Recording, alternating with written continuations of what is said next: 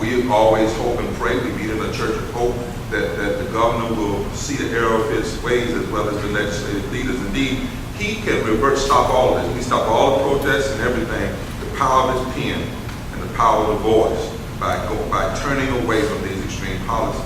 Let me take a moment and thank Pastor Gregory Edmonds, who is a great pastor of this church, AME Church, and this historic church. And I want to hold one picture up, if I could get someone to pass me this picture right here. And then I'm going to make a statement, and the young people are going to talk. I'm their invited guest today. This man, 145 years ago, this is actually a Lincoln Republican, not the current day Tea Party extreme Republican. His name is Reverend Dr. James Walker Hood. 145 years ago, North Carolinians met, black North Carolinians met in this church, to plan a new future rooted in the ideals of equal protection under the law and the moral principle that all men are created equal.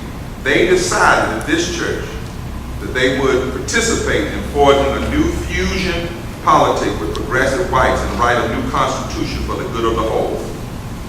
145 years ago, they elected James Walker Hood to walk over to the Capitol, as these students would do, and to say to those that were meeting at the Constitutional Convention, African American former slaves want to be involved, and there's some principles that we bring. And they joined with progressive whites and African Americans to rewrite a history out of the ugly damages and degradation of slavery that had preceded. This is not a sectional issue. Difficulties over segregation and discrimination exist in every city. Nor is this a partisan issue. In a time of domestic crisis, men of goodwill and generosity should be able to unite regardless of party or politics. Then he says this is not even a legal or legislative issue alone. It is better to sell these methods in the court than on the street, and new laws are needed at every level, but law alone cannot make men see right. He then says, 50 years ago, June 11th, we are confronted primarily with a moral issue. It's 50 years ago. It is as old as the scriptures and as clear as the American Constitution. The heart of the question, the moral question, is whether all Americans are to be afforded equal rights and equal opportunities, whether we are going to treat our fellow Americans as we want to be treated. Who among us would be content with the counsels of patience and delay?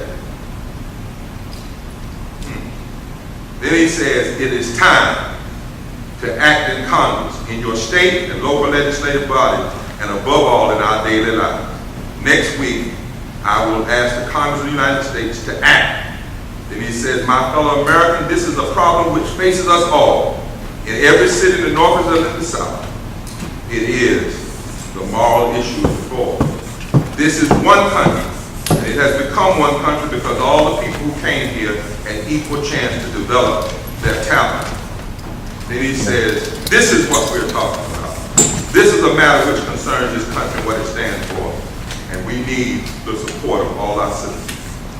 Then on June 19th, that same year, today, 63, he went to the Congress and said, I am proposing that Congress stay in session this year until it has enabled, preferably as a single omnibus bill, the most responsible, reasonable, and urgently needed solutions to this problem.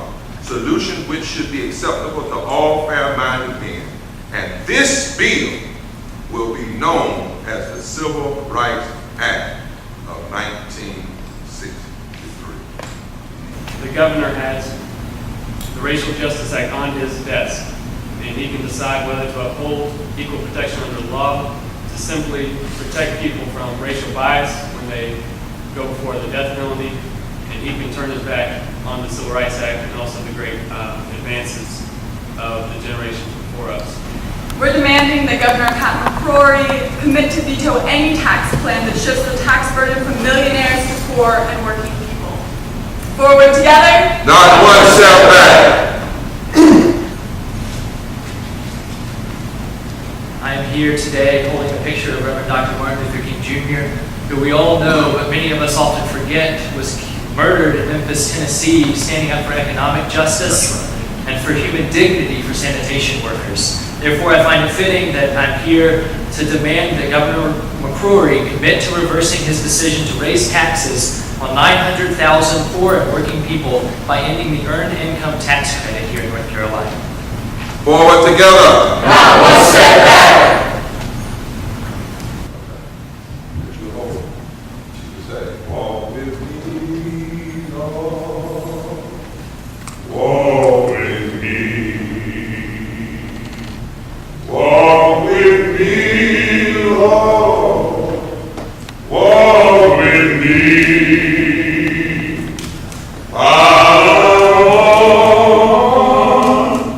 Pilgrim journey. I want Jesus to walk with me. Commitments, and this is what this signature we're asking him to sign and get back to us. From the Office of the Governor of the great state of North Carolina.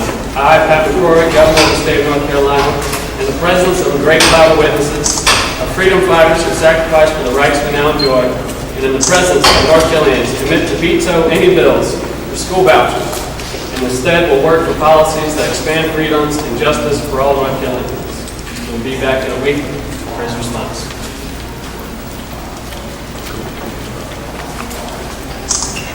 I'm holding a picture of Vander Evers, and today I'm asking for Governor McCrory to veto any bills that attack public school teachers.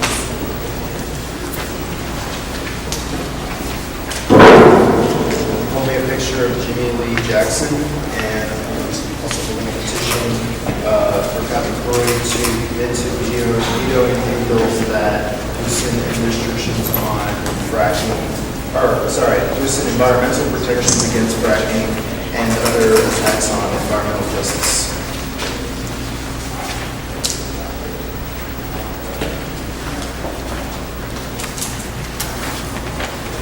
I'm holding a picture of Honorable Abraham Dalloway, founder of the Republican Party here in North Carolina, and we're calling Governor McCrory to veto any bill that would repeal the Racial Justice Act and instead work